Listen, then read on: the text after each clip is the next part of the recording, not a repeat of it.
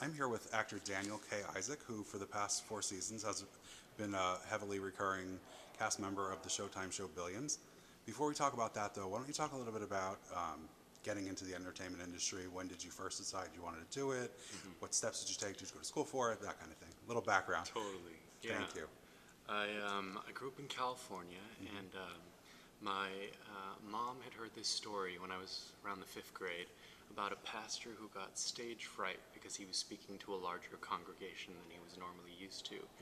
And so she asked if I would want to join the church theater troupe at that ripe young age, never thinking I would just stay in the theater community and fall in love with it. So fifth grade on, I was pursuing it, went to school for it at UC San Diego, got my undergrad, and then moved out here when I was 20. And then I've been here for almost a decade Did you now. move out by yourself? I did. That Yeah. must have been daunting as a 20-year-old. It was, but I was excited to come to the city. I always wanted to live here and try it out, and I loved the theater community here. Yeah. And I had some friends, alumni and whatnot out here. So What was your first gig out here? out here, I did a play at the Spanish Repertory Theater Okay. called El Beso del Adios. Kiss, Bessemer, Goodbye, I think was the English translation. Nice. Yeah, it was fun.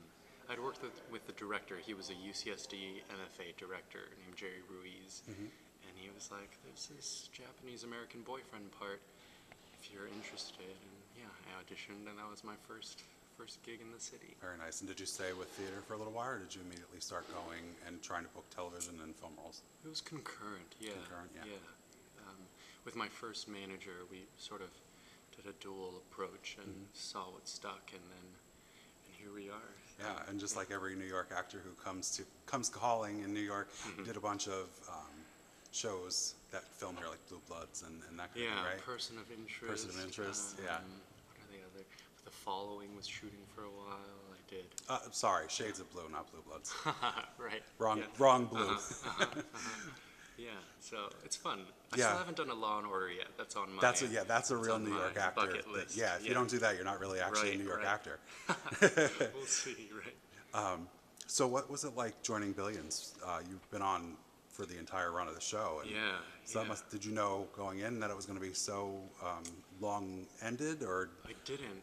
My character had a handful of lines in the pilot, and I remember that table read being in this massive room with just so many people, and they practically got every single character who read in the pilot, which there are maybe 40 to 60 characters to read at that table read, and then we shot the pilot, and I just went on with my, by that time I knew not everything gets picked up or has right. a life, and so I just thought, on to the next thing. And Right. I was doing a play at 59 East 59, and I remember on a break getting the call that, hey, this show's picked up and you've been pinned for these 2 or 3 episodes. So New York interviews, folks. totally, all good.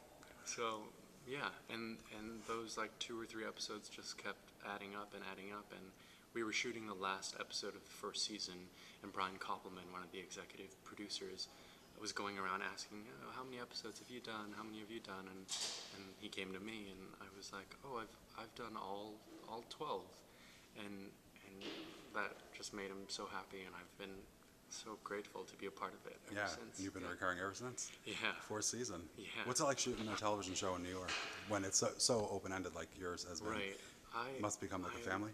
I love it. Yeah, we really have become such a great friend and family unit, and we're so fortunate to have a great set where everyone gets along. It really is from the top down, so professional and loving, and just exciting to go to work to. And the fact that it's here, I don't have to move. I get to hang out with all my friends here. That's awesome. Yeah, it's good. Now, we talked about being the seminal New York actor where you haven't done Law and Order yet. Right. Being just a seminal actor in particular, did you happen to have to do a horror film while you were coming up, or did you skip that too? I haven't done a horror film. I've done a short film that was horror-ish, thriller-ish, but I don't But know not an that actual horror film. Yeah, no. You have 2 things now on your bucket list Is you got to that- cross yeah. out. Yeah, that's usually what a young That'd be actor's fun. thing is to be in a horror film. Now, Right. you also have another project, according to my mother, which Yeah. you're the very brains behind. personal. Yeah. Yeah. Why don't you talk a little bit about that? It sounds like your mom was a big influence on your life, Totally.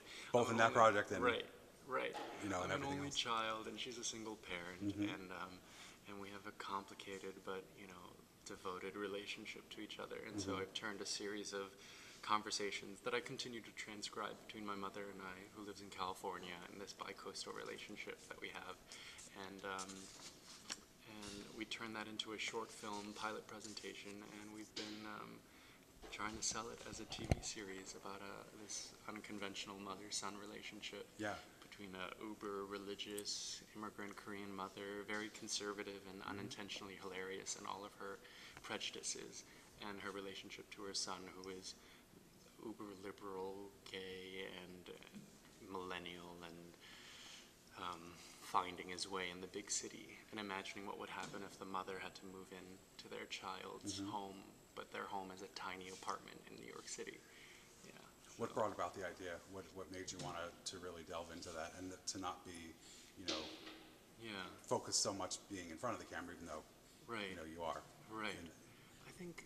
did you have that in mind as you were going to play yourself in it, or? Yeah, I mean, there's always the self-serving hope of create the work if you're not seeing it around you, but also, transcribing the conversations was sort of happenstance, and the fact that it could evolve or grew a following, or at least enough people expressed empathy and interest in it, and that was more than enough reason to want to continue to tell the story. Right. And I think episodic television is where truly magnificent storytelling can happen, and where you can really invest in a relationship and see it evolve, and that's hopefully the goal of this TV series, with many seasons of seeing this Yeah. relationship evolve and change and grow together and apart over the years. Yeah. So. Did you have any reservations about doing it? Did you worry how your mother would take it? Or Yeah, I mean, she still doesn't really like it, but she. when she gets paid, right? She'll like that part. She's like yeah, totally right for the life rights or whatever.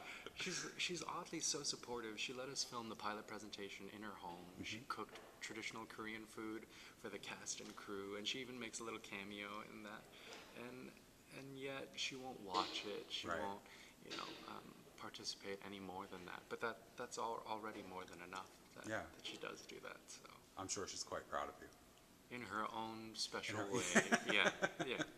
So, now that you've really been doing a lot of television appearances, do you miss being on stage? What did you like about being on stage? Yeah, I've been fortunate enough to be able to do it concurrently, and Okay. so I just finished this play called The Chinese Lady by Lloyd Suh, directed by Ralph Pena and the Mayi Theater Company, who co-proed it at Barrington Stage up in the Berkshires. And so I've had a summer getting to do that, and we got Nice. to bring it to the city in the fall. And earlier this year, right after I wrapped Billions, I did another two-hander at the Cherry Lane Theater. So Nice. it's been great to get to balance both Yeah. worlds. That's like the truest joy of getting to explore both mediums of storytelling. Yeah, that's great too, because when you're on hiatus Right. and you're New York based, you Totally. can really Yeah. dive right into theater. Yeah. Do you like the immediate reaction from the audience? Do you, Exactly. Yeah. There's just nothing like, actors are whores for laughs, they say. Yeah. But just also that energy, there's nothing like, it's a sacred space to me to get to share that. And then there's the opposite, joy and trial and tribulation, but excitement of sharing something in someone's living room or on their phone or iPad, or Right. being in their personal space and getting to tell a story there. But you just don't always hear what that reaction or feedback is, and so there's nothing like theater where you're just in the same space together, and how rare is that these days, especially for that many people to come Absolutely. together. So, Yeah, definitely. Yeah. What do you do on your downtime when you're not filming Billions or Yeah. trotting the boards, as they say? Just always trying to figure out some sort of creative output. I'm playwriting these days, and so I have Nice. a couple off-Broadway companies where I get to be in their writers groups, and I'm very grateful to get to explore the medium of storytelling from that side of the table, and find my imagination and exercise some creative agency there. Yeah. Do you write as an actor, or do you write as someone who is picturing someone else in mind or a certain way to play something. Yeah, I'm just writing for whatever these stories that are coming to me or that I'm interested in pursuing, and so Very cool. yeah, we'll see if they ever like go anywhere. But You're I'm still just doing happy it. to That's be, the thing. Yeah. I mean, yeah. it's and these days you can put up stuff in New York at a Right, a right. 50-seat Just to theater do and it, just to right. do it. Yeah, Yeah. it's not so hard. Yeah.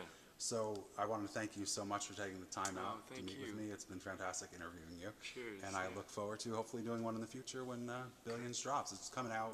Do you know In when the it airs? spring, we don't know the Spring, exact date okay. yet, but probably around March, April is the trend of when we've been releasing it. So Fantastic. Yeah. Hope to see you again back when Billions premieres. please, thank you. Thank you so much, Daniel. You have a great day. Thanks. You too. Thank you.